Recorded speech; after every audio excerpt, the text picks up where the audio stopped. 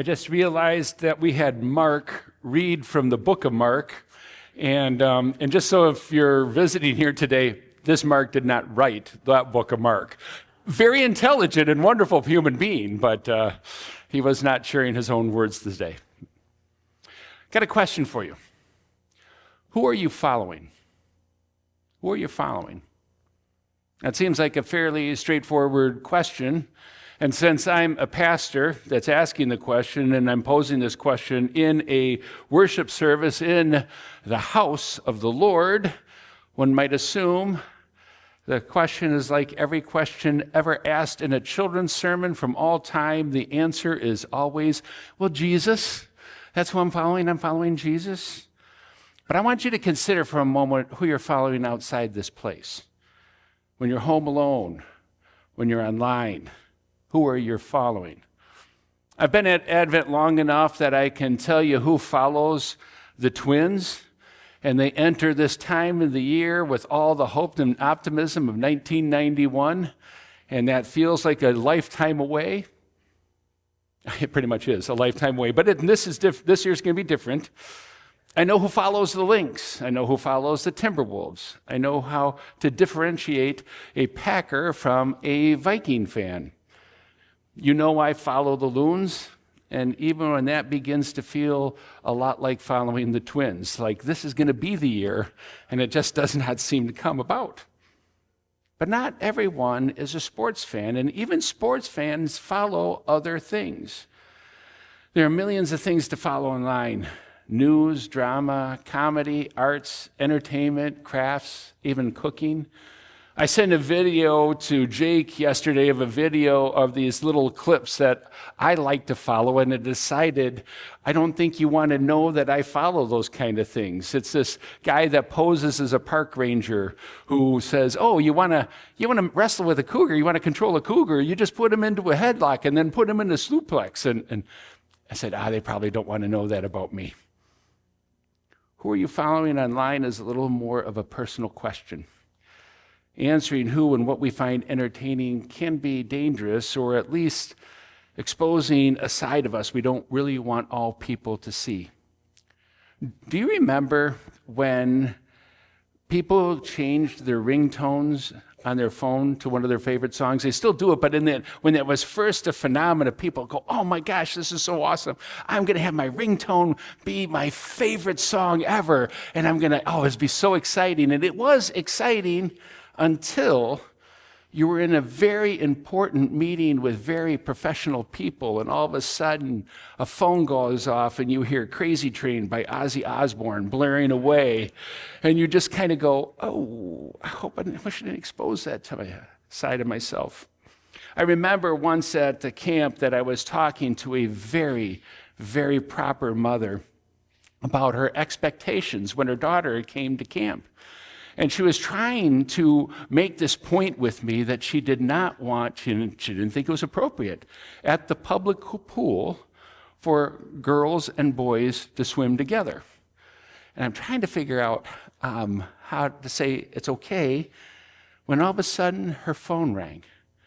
And the phone was from Def Leppard. Pour some sugar on me. Because, that's what you do in the name of love. It was created one of the most awkward moments I have ever had. Both of you just want to leave that situation entirely. And as I sit there and I think, I know the mother turned 14 shades red and walked away. I don't think she ever talked to me again. When you are online, there are two levels of following that come to my mind. Every person who produces a video, a podcast, anything written, even a recipe, will ask you to follow them if you like what you have heard or seen. So that one level of following is intentional. You can click the follow icon and receive more material like what you first watched. The second level of following is passive. See, the internet reads your algorithms and keeps showing you material connected to the video, the podcast, the article written that you first watched. Either way, you will start to see material from one perspective. And that can happen enough to start to shape your worldview without you ever really considering it. You think you're expanding your mind, but you are actually narrowing it. And that is true for people across all spectrums of political, social, and religious lines. The internet studies you. It learns your habits, your interest points, and your vulnerabilities. Then it makes sure you see things that feed those desires. And it presents those things with enticing headlines that we end up clicking by instinct without giving it much thought. We end up following a lot and growing more and more suspicious of the people we do not follow or who present in a way that is different from those we do follow.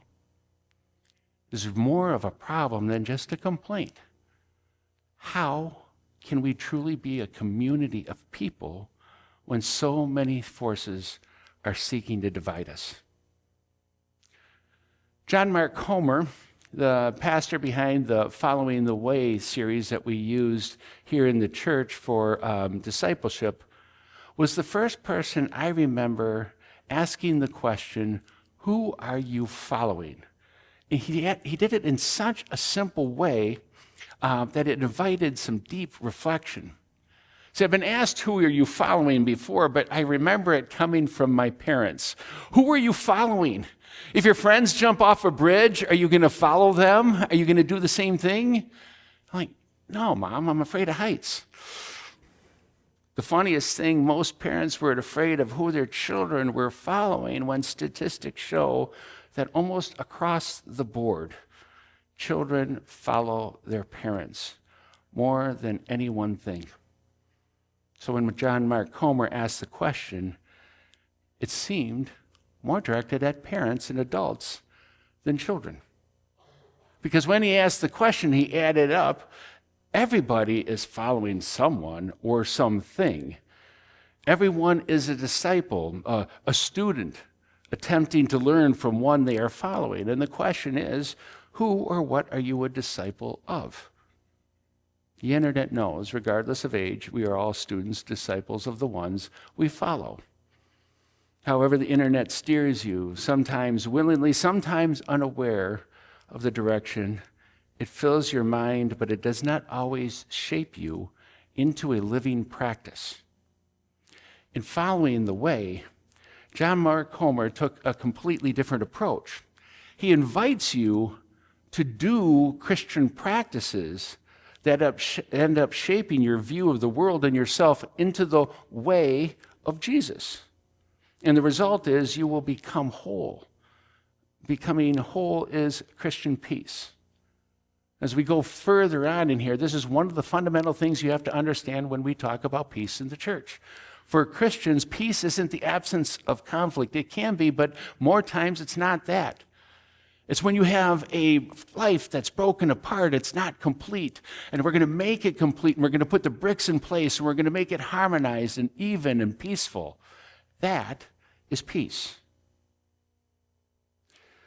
Who we choose to follow and our expectations of following are very appropriate things to consider on Palm Sunday.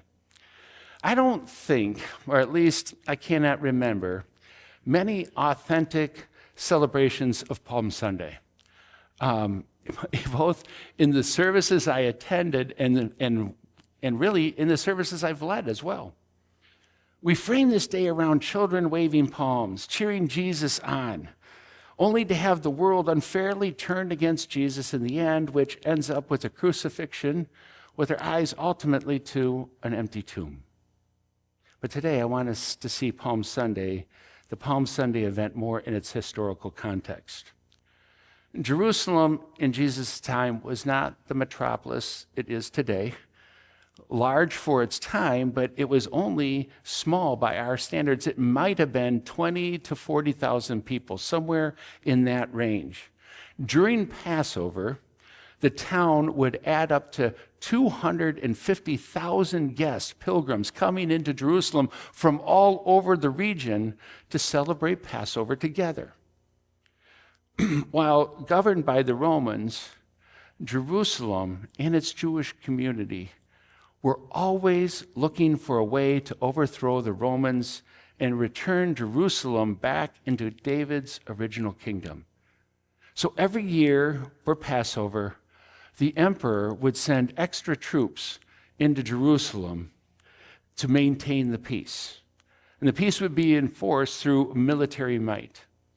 And now we know from sources outside the Bible that when Jesus rode into town on a donkey with palms and coats strewn all over the place, on the other side of town, from the other direction, Pilate was marching into the city with chariots of soldiers, swords, and all the weapons of war designed to keep peace at all cost.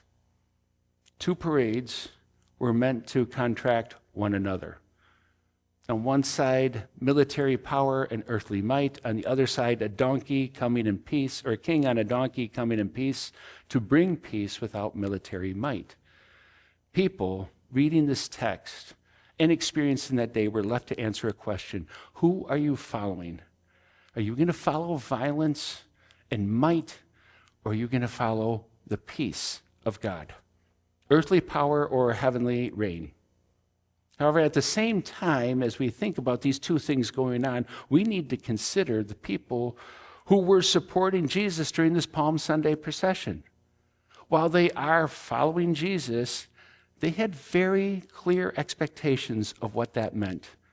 Those expectations were not self-generated.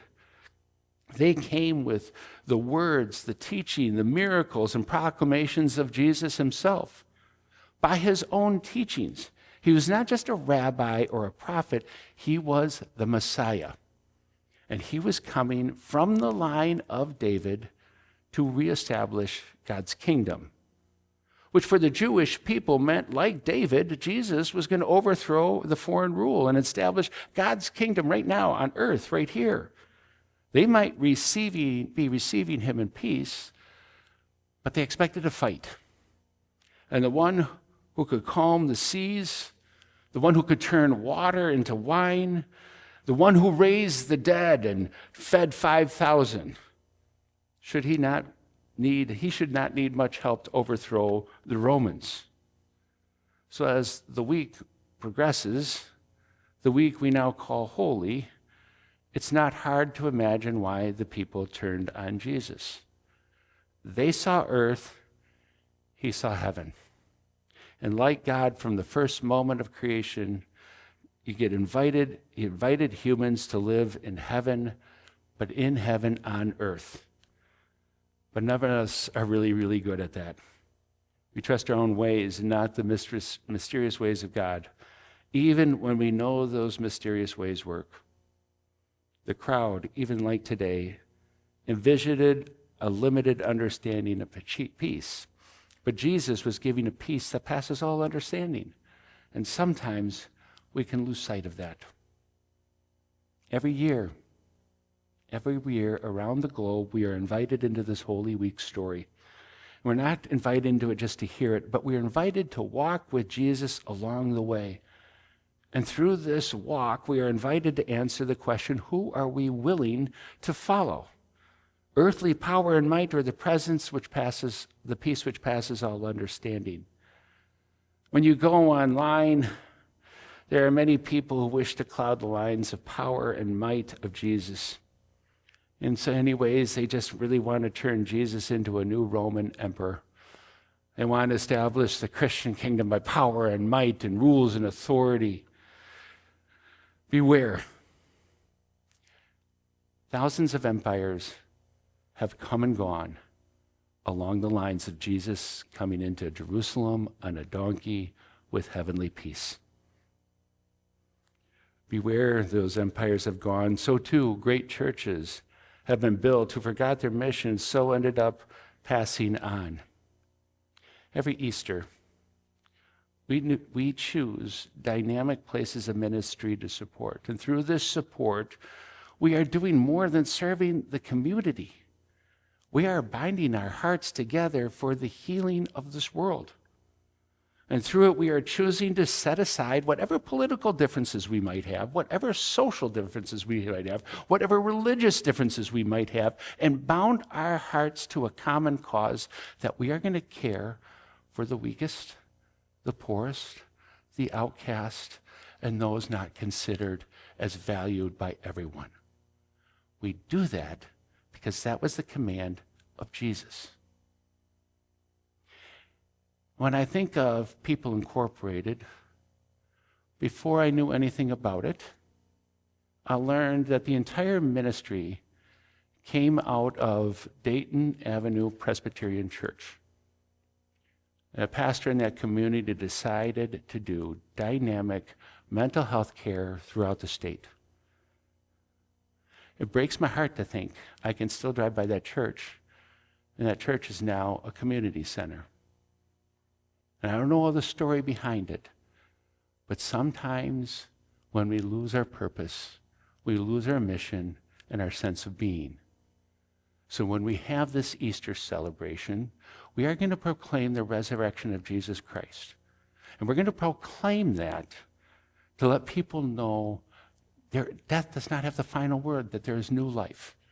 And that new life is not just at the end of life. Every single day is a resurrection day. And we, not just one time a year, we are Easter people. And that is our heart, that is our soul, that is our way, and that is what we are disciples of and proclaimers of. We follow the way of Jesus to be inspired by peace so that we may become peacemakers in a broken and fragmented world that are desperate for our presence. Amen.